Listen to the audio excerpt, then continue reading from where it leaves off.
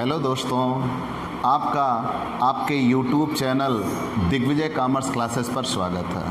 हम corporate accounting और accounting के सबसे इम्पोर्टेंट सब्जेक्ट या सबसे important lesson issue of share पर अपनी एक सीरीज़ लेके आ रहे हैं। इशू ऑफ शेयर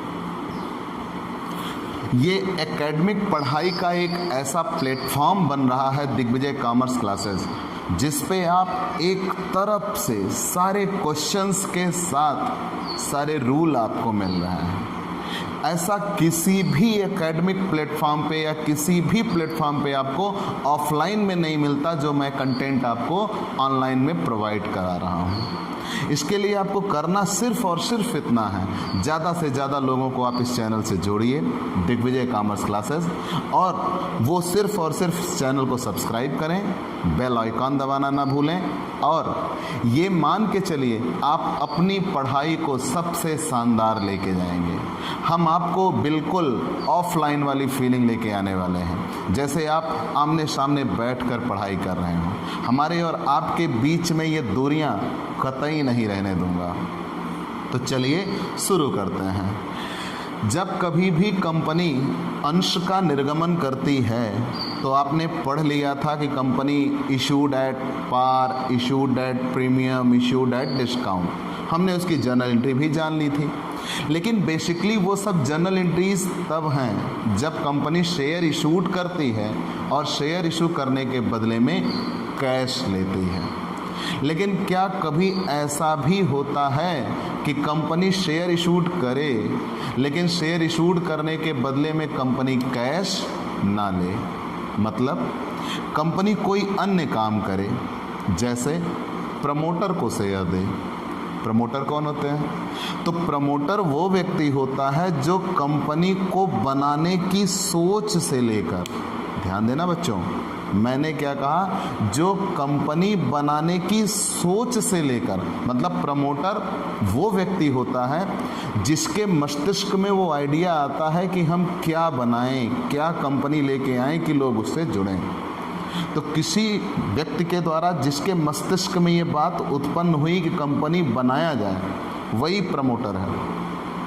तो कोई भी प्रमोटर कंपनी को बनाने की सोच से लेकर कंपनी को बनाने, चलाने, शुरू करने तक के सारे कार्य वो करता है।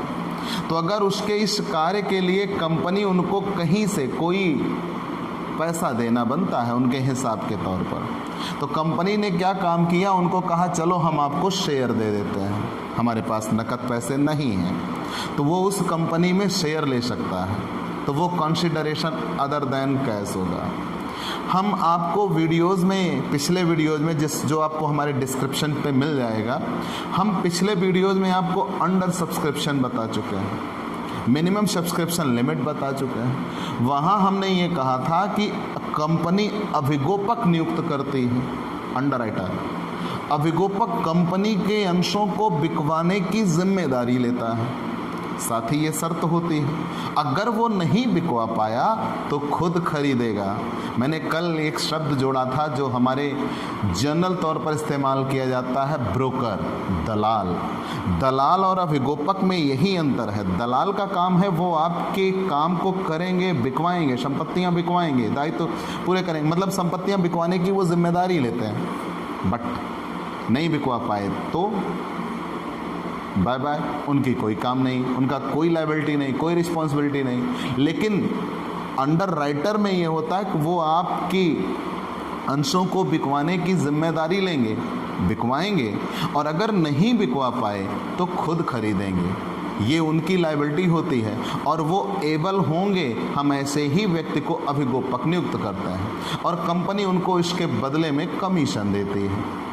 और कभी ऐसा भी हो सकता है कि मान लीजिए कंपनी के पास देने के लिए पैसे ना हो कमीशन के तौर पर, तो कंपनी अभिगोपक को भी शेयर दे सकती है। उसकी जर्नल एंट्री क्या होगी? हो सकता है कंपनी को किसी संपत्ति की आवश्यकता हो और कंपनी के पास नकद पैसे ना हो। जब कंपनी को संपत्ति की आवश्यकता है और कंपनी के पास नकद पैसे नहीं हैं, तो भी कंपनी संपत्तियां खरीद सकती है और उसके बदले में उस दुकानदार को, उस विक्रेता को, वेंडर को शेयर दे सकती है। वहाँ जर्नल एंट्री क्या होगी, हमें वही सीखना है। और इस टॉपिक को हम कहते हैं issued of share. Issued of share, consideration,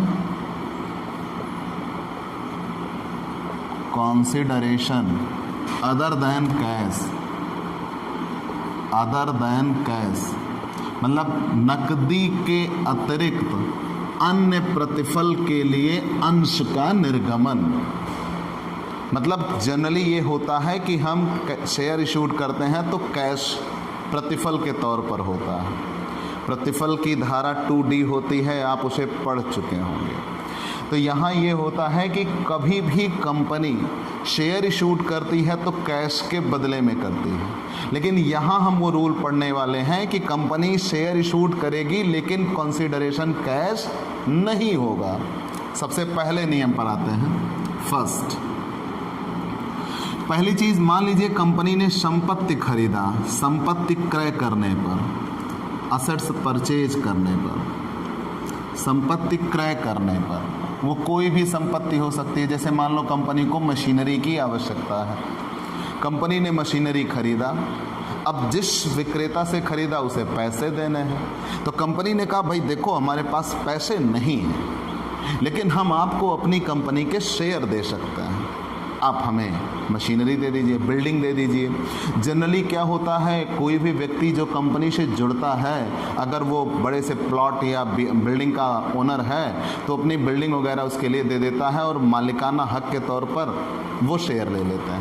तब जर्नल एंट्रीज क्या होंगी, तो सबसे पहले संपत्ति क्रय करने की एंट्री होगी, क्योंकि बिना खरीदे तो हम पेमेंट करने वाले नहीं हैं। तो पहली एंट्री होगी संपत्ति क्रय करने की।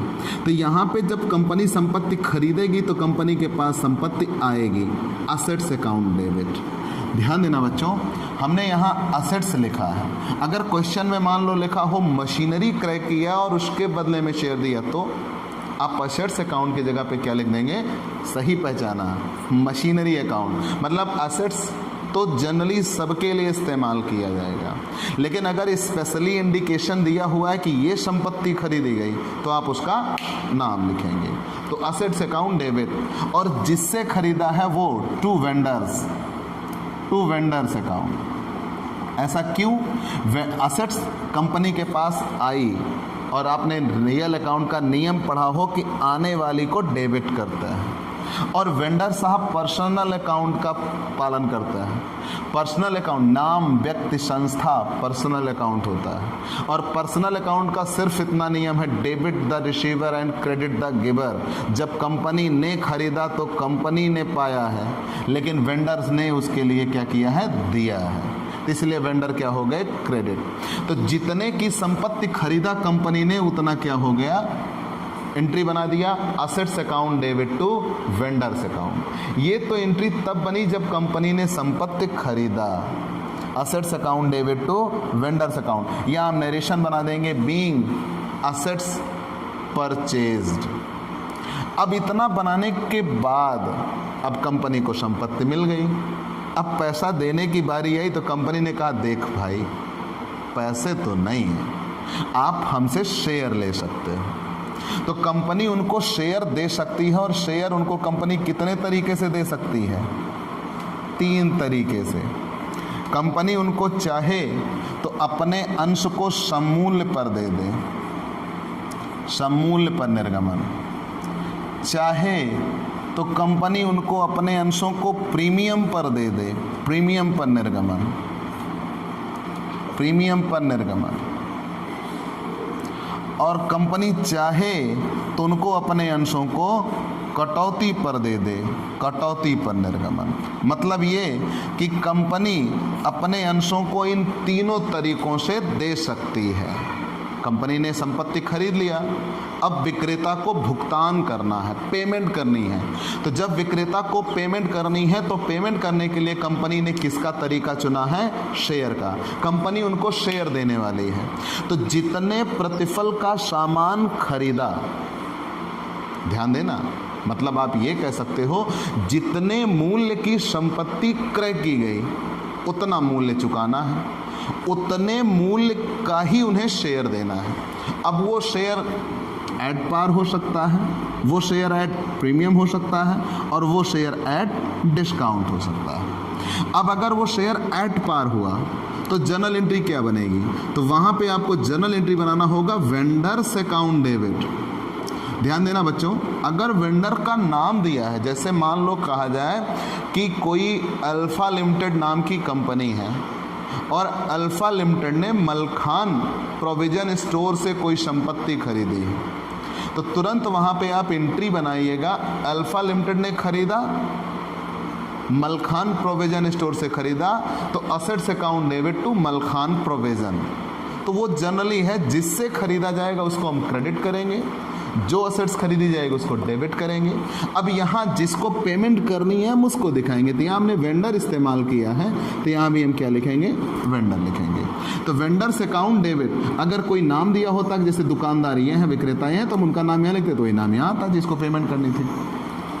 तो vendors account debit to share capital, vendors account debit to share capital, vendors account debit to share capital. आगे बढ़ गए, ध्यान देना बच्चों, ये vendors account debit to share capital, ये कंपनी ने अंश का निर्गमन सम मूल्य पर किया, तो यहां पर हम लिखेंगे being share issued at par. अब कंपनी चाहे तो प्रीमियम पर भी दे सकती है, प्रीमियम पर निर्गमन, प्रीमियम पर निर्गमन। जब प्रीमियम पर निर्गमन करना होगा तो प्रीमियम पर निर्गमन करने के लिए यहां नियम बनेगा vendors account debit, vendors account debit to share capital, to share capital और टू सिक्योरिटी प्रीमियम रिजर्व। आपको याद होगा मैं बता चुका हूं सिक्योरिटी प्रीमियम जब कभी आएगा शेयर कैपिटल के नीचे आएगा। ठीक बेटा, फिर जान लीजिए, जैसे मैंने ये कहा कंपनी ने संपत्ति खरीदा, अब पेमेंट करने की बारी आई, तो जब पेमेंट करने की बारी आई तो कंपनी उस विक्रेता को दिखाएगी भैया हम आपको इतना भुगतान कर रहे हैं, तो वो यहाँ पर पाने वाले बन जाते हैं, इसलिए डेबिट होते हैं।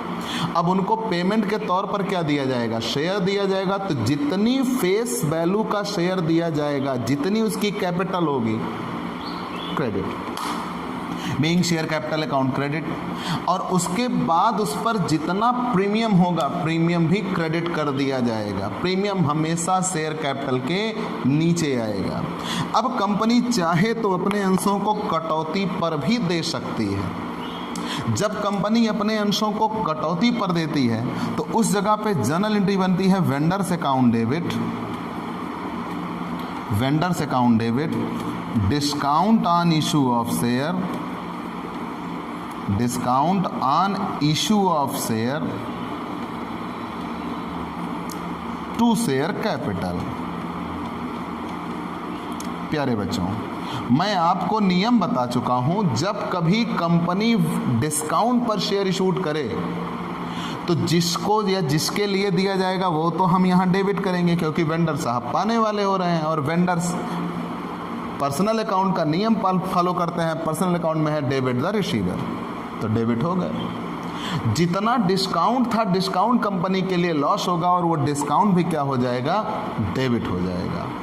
और जितना उनको शेयर दिया गया, जितनी फेस वैल्यू का, वो कंपनी के लिए क्या बन जाएगी? कैपिटल बन जाएगी।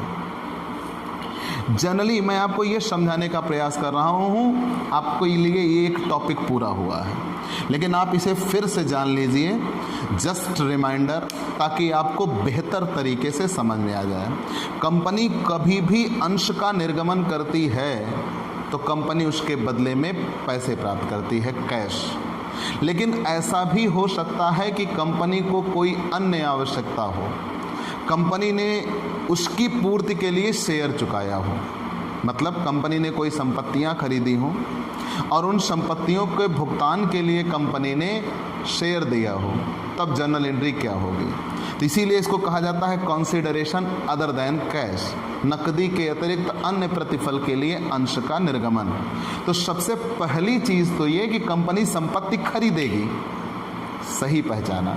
जब कंपनी संपत्ति खरीदेगी तो कंपनी के पास संपत्ति आएगी। Debit what comes in, credit what goes out, real account का नियम। और रियल अकाउंट के इस नियम के पालन स्वरूप कंपनी के पास संपत्ति आई तो डेबिट हुई। और किससे खरीदेगी? वो कोई नाम है, कोई व्यक्ति है, संस्था है, मतलब पर्सनल अकाउंट। और पर्सनल अकाउंट का नियम होता है पाने वाले को ऋणी और देने वाले को धनी करता है। Debit the receiver and credit the giver. तो वो विक्रेता देने वाला था इसलिए क्रेडिट हो गया, असेट्स परचेज्ड हो गई। अब जब सामान खरीद लिया तब पेमेंट करनी है, तो पेमेंट में इन 3 मोड में से किसी एक मोड का चयन कर सकता है। कंपनी अपने शेयर को सममूल्य पर दे सकती है। अगर वो रेपुटेड कंपनी है, पीछे उसकी बहुत ज़्यादा ख्याति भी बनी हुई है, तो वो अपने अंशों को प्रीमियम पर दे सकती है। और कंपनी अगर उसको अत्यंत आवश्यकता है, उसके पास और कोई विकल्प नहीं शेष बचता, तो वो कटौती पर भी दे सकती है। तो जब कंपनी शेयर सममूल्य पर देगी तो वहाँ जनरली जिसको देगी, मतलब वो वेंडर, तो वेंडर अब पर्सनल अकाउंट का नियम पाएंगे तो इसलिए डेबिट हो जाएंगे टू शेयर कैपिटल। यही एंट्री तीनों जगह है, vendor account debit to share capital, vendor account debit to share capital, vendor account debit to share capital, तीनों जगह वही है। लेकिन बस इसमें 2 बातें अलग आ जाती हैं। अगर प्रीमियम होगा तो प्रीमियम होने का मतलब, मान लो कंपनी को 2 लाख रुपए का संपत्ति खरीदी, अब अपने शेयर कंपनी 2 लाख रुपए के दे रही है, लेकिन प्रीमियम पर दे रही है 10%, तो कंपनी उस जगह पे दे देगी केवल 1,80,000 का या 1,85,000 का शेयर देगी, 15,000 रुपये उसके लिए प्रीमियम हो जाएगा। तो उस जगह पे कंपनी के लिए वो फायदा। तो शेयर कंपनी के लिए देना है पेमेंट 2 लाख की, लेकिन कैपिटल जाएगी केवल 1,80,000 की, और वो 20,000 रुपये क्या हो जाएंगे? सिक्योरिटी प्रीमियम बन जाएंगे। मतलब प्रीमियम कंपनी के लिए क्या हो जाएगा? फायदा हो जाएगा, क्रेडिट हो जाएगा। इसीलिए शेयर कैपिटल के नीचे ही प्रीमियम जाता है। और वेंडर के लिए वो जो पेमेंट होनी है, मान लो 2 लाख की, तो उन्होंने कंपनी को सामान दिया था 2 लाख का, उनको पेमेंट मिलनी थी 2 लाख की, लेकिन यहाँ पे कंपनी ने उनको 1,80,000 रुपये की शेयर कैपिटल दिया, शेयर दिया, 20,000 रुपये कंपनी का प्रीमियम कंपनी के लिए फ़ायदा हो गया। तो 1,80,000 देकर ही 2 लाख का पेमेंट खत्म। अब इधर आते हैं, डिस्काउंट पे अगर दिया तो ज़्यादा देना पड़ेगा, तो वहाँ पे जनरल एंट्री बनेगी vendor account debit, discount on issue of share account debit to share capital. तो मैंने पहले ही कहा vendors account debit to share capital तो हर जगह इस्तेमाल किया गया है। डिस्काउंट अब कंपनी के लिए घाटा होगा, इसलिए ये भी क्या हो जाएगा? डेबिट हो जाएगा। यहाँ नरेशन आप लिखेंगे being share issued at par, being share issued at premium, being share issued at discount. तो याद रखना बच्चों, ये क्वेश्चन में भी आपको मिलेगा। पहले तो रूल याद होना चाहिए, फिर क्वेश्चन सॉल्व होंगे। हम अगले नियम पर चलेंगे, जब कंपनी प्रवर्तक को अंश का निर्गमन करे तब क्या होगा? Issued of share for promoter.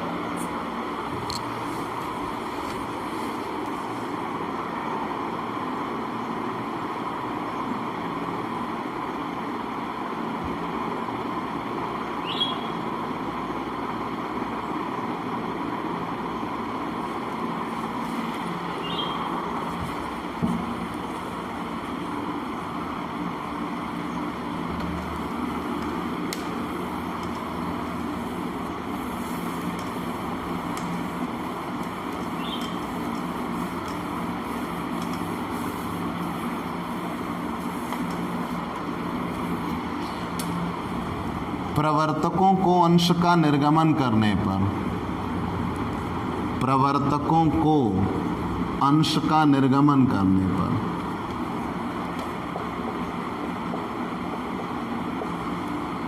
अंश का निर्गमन करने पर कंपनी के निर्माण की सोच से लेकर बनाने चलाने संबंधित खर्चे जिसके द्वारा किए जाते हैं शुरुआत के, वो प्रमोटर होता है। और प्रमोटर अपनी इस कंपनी को बेच कर जाते हैं, तो कंपनी उनको प्रतिफल चुकाती है। तो जब कभी कंपनी उनको प्रतिफल चुकाए तो कुछ पैसे नकद देती है, हो सकता है कुछ पैसे उनके पास कम हो, ना देना चाहें, तो उस परिस्थिति में आने पर कंपनी उनको अपने शेयर भी दे सकती है। तो जब कभी कंपनी प्रवर्तकों को अंश देती है, उस जगह पे जर्नल एंट्री क्या होगी? जब कभी कंपनी प्रवर्तकों को अंश देती है तो उस जगह पे जर्नल एंट्री क्या होगी? तो प्रवर्तकों को अंश का निर्गमन करने पर, तो जब कभी प्रवर्तकों को अंश का निर्गमन करेगी तो उस जगह पे जर्नल एंट्री होगी goodwill account debit. Goodwill account debit to share capital, to share capital account. जब कभी प्रवर्तक को, ये नेट के एग्जाम में आया हुआ क्वेश्चन है बच्चों, कि जब कंपनी प्रवर्तकों को अंश का निर्गमन करती है तो क्या डेबिट होता है, क्या ऋणी होता है? तो आप जानिए, बच्चे वहाँ कंफ्यूज हो जाते हैं, प्रवर्तक डेबिट कर देते हैं, कोई कुछ डेबिट कर देता है। लेकिन याद रहे, जब कभी कंपनी प्रवर्तक को अंश का निर्गमन करेगी तो उस जगह पे जर्नल एंट्री होगी goodwill account debit to share capital. Basically ये हमेशा सममूल्य पर होगा, लेकिन क्या ये प्रीमियम पर नहीं हो सकता? हो सकता है। अगर ऐसी परिस्थिति बने तो वहाँ एंट्री क्या होगी? Goodwill account debit to share capital और to security premium, security premium reserve. लेकिन याद रहे बच्चों, ये कब किया जाएगा? प्रवर्तक की जितनी पेमेंट बननी होगी, ध्यान देना, प्रवर्तक की जितनी पेमेंट बननी होगी तो उसके लिए एंट्री बन जाएगी goodwill account debit to share capital.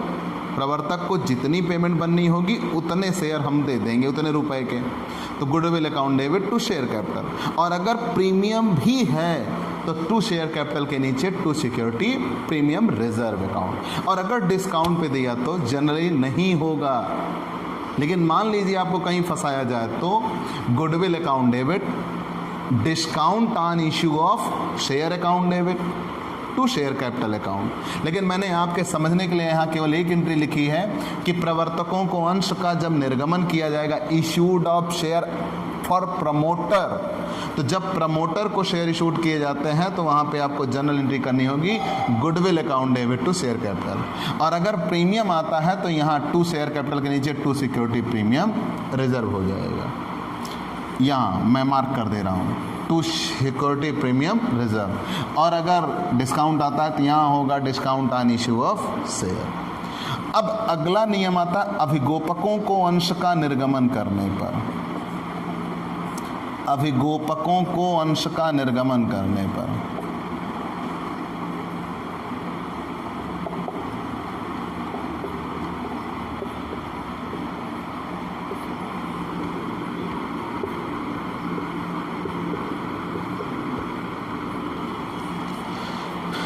प्यारे बच्चों, आपको पता है अभिगोपक होते कौन हैं? ये वो व्यक्ति होता है जो कंपनी के अंशों को बिकवाने की जिम्मेदारी लेता है, बिकवाता है, और अगर नहीं बिकवा पाता तो खुद खरीदता है। उसके द्वारा किए गए कार्य को अभिगोपन कहते हैं, उस व्यक्ति को अभिगोपक कहते हैं। और अभिगोपक को अभिगोपन कार्य के बदले में जो पैसा मिलता है उसे अभिगोपन कमीशन कहते हैं। फिर से जान लीजिए, जो व्यक्ति कंपनी के अंशों को बिकवाने की जिम्मेदारी ले, बिकवाएगा, नहीं बिकवा पाया तो खुद खरीदेगा, उसे अंडर राइटर्स कहते हैं। उसके द्वारा ये जो कार्य किया जाएगा उसे अंडर राइटिंग कहते हैं। और अंडर राइटिंग काम के बदले में उसको जो पेमेंट मिलेगी उसे अंडर राइटिंग कमीशन कहते हैं। तो ये मान लीजिए अभिगोपक ने अंश बिकवाए या खुद खरीदे, वो मुद्दा नहीं बनेगा कंपनी के लिए, मुद्दा ये बनेगा कंपनी उनको कमीशन देगी। तो अगर अभिगोपक को कमीशन देना है तो कमीशन पहले ड्यू होगा, कमीशन पहले ड्यू होगा। उसकी जर्नल एंट्री क्या होगी? तो उसकी जर्नल एंट्री में होगा underwriting commission account debit, underwriting commission account debit underwriting commission account debit to underwriters account, to underwriters account. पहले ये कमीशन ड्यू हुआ, जितना कमीशन ड्यू होगा उतने के लिए एंट्री कर दी जाएगी। Underwriting commission account debit to underwriters account. चलिए हमने ड्यू कर दिया। अब ड्यू करने के बाद कंपनी उनको पेमेंट करेगी। कंपनी को पेमेंट करना है, कैश है नहीं, तो कंपनी उसके बदले में उनको क्या देगी? शेयर देगी। तो जब कंपनी उनको शेयर देगी तो उस जगह पे पहले तो एक कमीशन ड्यू था, कंपनी के लिए खर्च था, इसलिए डेबिट हुआ। किसको देना था? अंडरराइटर्स को।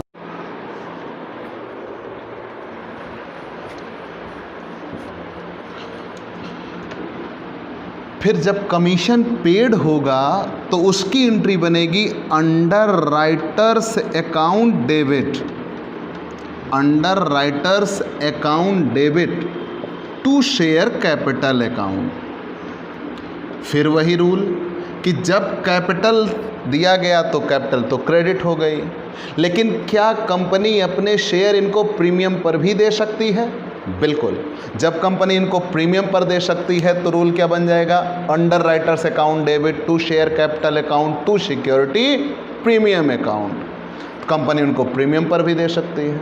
अगर कंपनी उनको कटौती पर देती है तो underwriters account debit discount on issue of share account debit to share capital account. लेकिन बेसिकली ये होगा कि जब कभी कंपनी अंडर राइटर्स को शेयर देगी तो underwriting commission account debit to underwriters account, पहले कमीशन ड्यू होगा, फिर जब कमीशन पेड होगा तो underwriters account debit to share capital account. प्यारे बच्चों, इस नियम में इतना ही था कि जब कभी कंपनी किसी भी अन्य कार्य के लिए consideration other than cash company अंश का निर्गमन करती है तो वहाँ पे अकाउंटिंग ट्रांजैक्शन क्या होंगे वो हमने आपको इस आज के वीडियो के माध्यम से बताया। आप ऐसे ही रेगुलर वीडियो पाने के लिए हमारे YouTube channel Digvijay commerce classes पर जुड़ सकते हैं। ज़्यादा से ज़्यादा लोगों को इसे शेयर करिए, सब्सक्राइब करिए और पूरे भारत देश के कॉमर्स के सभी स्टूडेंट के पास ये चैनल ज़रूर पहुँचे। ये आपका सहयोग होगा और हमारा प्रयास कि आपकी पढ़ाई सबसे बेहतर हो। आप हमारे व्हाट्सएप नंबर पर भी जुड़ सकते हैं। व्हाट्सएप नंबर पे आपको प्लेलिस्ट पेड क्लास के लिए भी और सबसे कम फीस में आपको पेड क्लासेस अवेलेबल कराई जाएंगी। आप ऑनलाइन जुड़ सकते हैं और उसके जुड़ने के लिए आप सिर्फ़ और सिर्फ YouTube channel Digvijay commerce classes पर आइए। आपकी पूरी एकेडमिक पढ़ाई बीकॉम की चुटकियों में सॉल्व की जाएगी। सारे सब्जेक्ट थ्योरेटिकल, न्यूमेरिकल सारे ऑफलाइन जैसा आपको पढ़ाया जाएगा।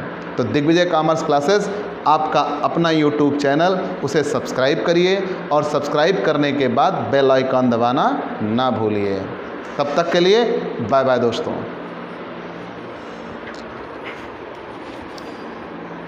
वक्त